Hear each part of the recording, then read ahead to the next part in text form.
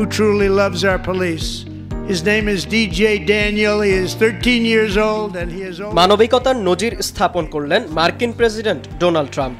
মার্কিন কংগ্রেস ভাষণে প্রথা ভেঙে সবাইকে অবাক করে দিয়ে মাত্র ১৩ বছর বয়সী ডিজে ড্যানিয়েলসকে সিক্রেট সার্ভিস এজেন্ট হিসেবে নিয়োগ দিয়েছেন তিনি। আর এর মধ্য দিয়ে ডিজের পুলিশ অফিসার হওয়ার স্বপ্ন পূরণ করলেন মার্কিন প্রেসিডেন্ট। মার্কিন কংগ্রেসে ট্রাম্প যখন এই ঘোষণা দেন তখন পুরো হাউস করতালিতে আর ডিজে ড্যানিয়েলের নামে মুখর হয়ে ওঠে। John Curran to officially make you an agent of the United States Secret Service.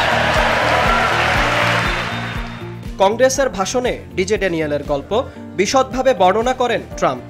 জানান ড্যানিয়েল সবসময় পুলিশ অফিসার হওয়ারই স্বপ্ন দেখেছে। এ সময় কংগ্রেসে এক হৃদয় বিদারক দৃশ্যের অবতারণা হয়। ড্যানিয়েলের মস্তিষ্কের ক্যান্সার ধরা পড়েছে, সে আর মাত্র 5 মাস বাঁচবে। আজ রাতে ডিজে, আমরা তোমাকে সবচেয়ে বড় সম্মান জানাবো। আমি আমাদের নতুন সিক্রেট সার্ভিস ডিরেক্টর শন কুরানকে তোমাকে আনুষ্ঠানিকভাবে মার্কিন যুক্তরাষ্ট্রের সিক্রেট সার্ভিসের এজেন্ট হিসেবে নিয়োগ করার জন্য অনুরোধ করছি।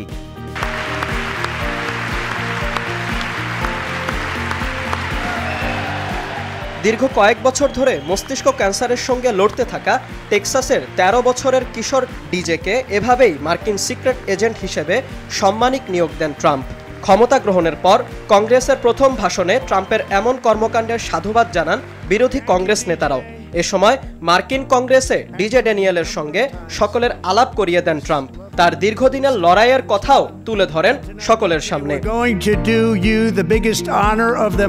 ট্রাম্পের ঘোষণার পর আমেরিকার সিক্রেট সার্ভিসে একজন এজেন্ট হিসেবে ড্যানিয়েলকে শপথ পাঠ করান মার্কিন সিক্রেট সার্ভিস ডিরেক্টর শন কুরান। এ সময় তাকে এজেন্টের ব্যাজও পরিয়ে দেওয়া হয়। তবে শুধু এতেই ক্ষান্ত হননি মার্কিন প্রেসিডেন্ট। ডিজেকে আমন্ত্রণ জানান তার ওভাল অফিসেও। ইউনিফর্ম পরে ড্যানিয়েল তার স্বপ্ন পূরণের কারিগরের সঙ্গে দেখা করেন পরিবার নিয়ে। 2018 সালে বিরল ক্যান্সার ধরা পড়ে 13 বছরের ডিজে ড্যানিয়েলসের। চিকিৎসকরা তার জীবন রেখা নির্ধারণ করে দিয়েছিলেন 5 মাস।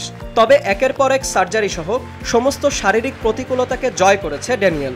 স্বপ্নের মতো নিজেকেও টিকিয়ে রেখেছে সে।